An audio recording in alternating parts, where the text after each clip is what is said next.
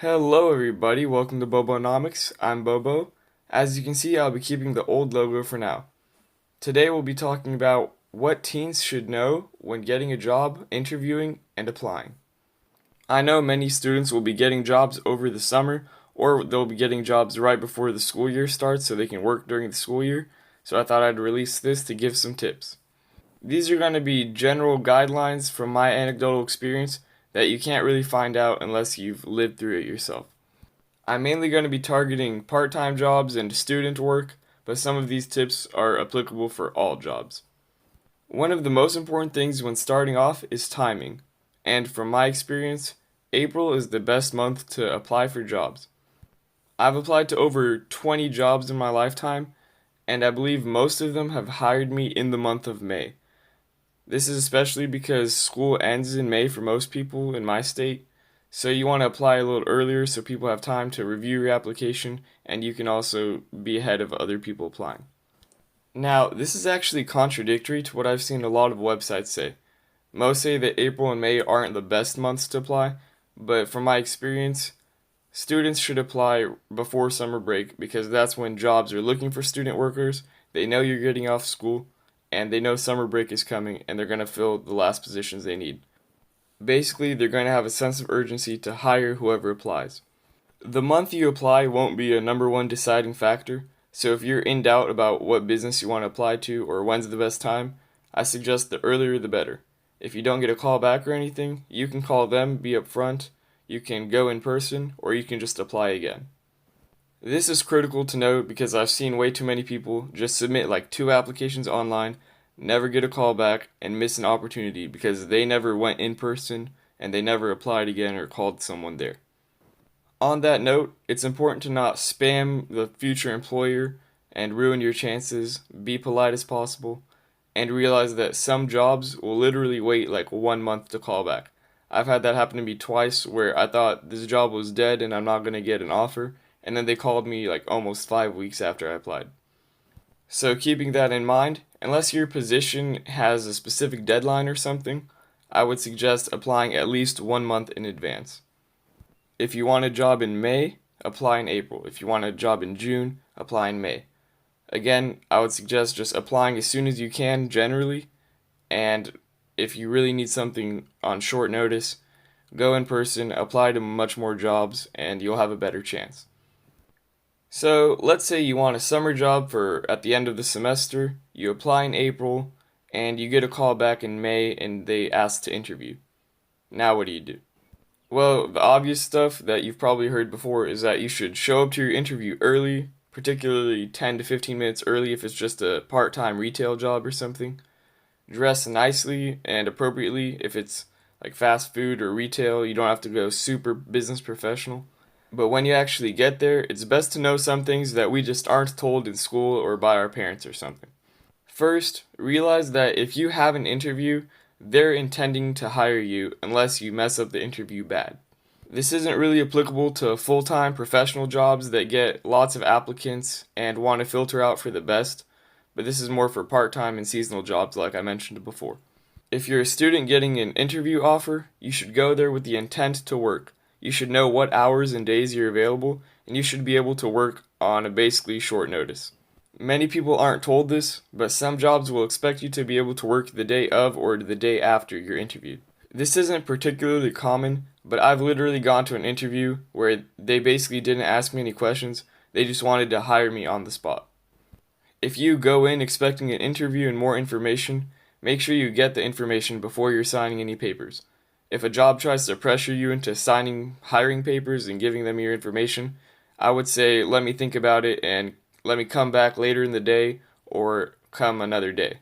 Remember, you should be informed on what position you're applying for, but the interview is also for you to get information so you know how much you're getting paid, you know what times you're going to work, and things like that. Regardless of how the interview goes, I suggest sending a thank you card or thank you email and letting them know if you want the job and when you can work and things like that within the same day or 24 hours. Not only will this greatly impress them and put you ahead of the pack, but it's also just a polite thing to do. Now, going back to pay for this part-time job, something that most teens don't realize is that Especially if you have experience, you are able to negotiate your wages easily. Some part-time jobs have much more flexibility than others on pay, but I don't think it hurts to ask if you used to get paid much higher at your old job. You can say, I used to get paid this. Is it possible to get paid 50 cents more, a dollar more an hour, something like that? The first job I ever got offered a position for was a job where I applied. I had a good resume, good interview, and I think I impressed them. So they offered me like $8.50 an hour. I didn't take it because I found a job that paid better, but still. I later found out a friend that applied for basically the same position was getting paid like $1.25 less than that. You have to be able to negotiate and show that you have high standards. Most employers probably won't expect you to negotiate, but they do have more flexibility than they often let on. If you used to get paid more or if you have experience, I wouldn't be afraid to ask, especially if during the interview they indicate that they're flexible or if they're asking stuff like, would you be okay with 9 an hour? If they're asking, that usually means that you can get more. In the end, it's up to individual scenarios and what you think is most appropriate, but it's just something that teens should be aware of because many of them can do it. Don't think that you have zero leverage against an employer. Remember, you're looking for a job that benefits both of you. Outside of pay, you can also look for negotiations in benefits or good hours. My personal advice is to ask for hours and duration of work that is less than what you really want to. So if you want to work like 20 hours a week, I would suggest writing 15 or 3 shifts or whatever that may be, a little less than that, just so you have room for error. A lot of these jobs are going to try and squeeze as much hours as they can out of their workers. I've had jobs where some employees have complained that they don't have enough hours, while other workers in the same position at different shifts complain that they have too many hours. Sometimes the management is just trash, so make sure your initial offer is something that you generally would be good with, but gives you some flexibility, usually a couple hours less than what you're willing to work. In the end, two important things to remember is that they can't force you to work any extra hours. It's your job and you decide when you want to work generally. And also, psychologically, I feel like adding extra hours hurts more than cutting back extra hours. Although, when you work less than you normally do, you almost feel no difference, while when you work more, you feel more of the difference.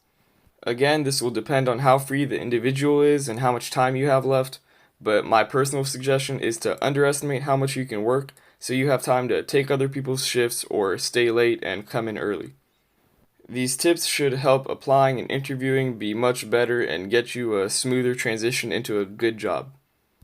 Once you get the job, some things that teens just aren't told is that it can be very stressful, especially your first days, but don't worry about it because it's normal and most people are gonna get kind of anxious, especially if they're cashiers and they're learning stuff on the go. I know I wasn't a big fan of my work the first couple of days, and I was always kind of anxious to be on time all the time and make sure I take my breaks at the right time. But you have to realize that a lot of people that already work there are probably way worse off than you are. So just make sure you show up on time, you do your job, and you're not going to get in trouble and you're not going to ruin someone's business or something. Just do the best you can do. As a side note, communication is key in basically all jobs, so if you have some emergency or are just going to be late because you slept through an alarm, text your boss and tell your employees that you're going to be late, and they'll respect you for it. Just don't make it a frequent occurrence. Keeping these things in mind will lessen the burden and weight on your shoulders, even if it's not your first job, but your third or fourth. Finally, something that most teenagers aren't told whenever they're getting their first official job is that you will be getting taxes taken out of your check. Of course, the amount you earn, the state you live in, and how often you work is going to matter, but there are some taxes you can't avoid like Social Security and Medicare. Expect at least 12% of your check to be taken out. So if you're making $200 a week, you're going to be losing 24 of those to the government. There's nothing you can really do about this. They're always going to steal a little portion out of your check, but this will help for budgeting and knowing how much you're actually earning, as well as knowing how much you can work before new taxes kick in, like state income tax or something. Knowing how much I could earn before I had to pay state income tax would have helped me decide when I wanted to work, and it would have saved me time and some money, but in the end, I guess nobody told me about it. Make sure you're aware of taxes so you can budget properly and set financial goals. Don't think you're getting more than you're actually making. Well, guys, that's the end of the video. These are some of the main advice points that I wish I knew when I was applying to my first job, and I wish I realized this applying for my second and third job. But I guess this will help other people now. So I hope this helps you make more money and get a better job. Thank you for watching to the end of the video. Make sure you like, comment, and subscribe, and as always, have a great day.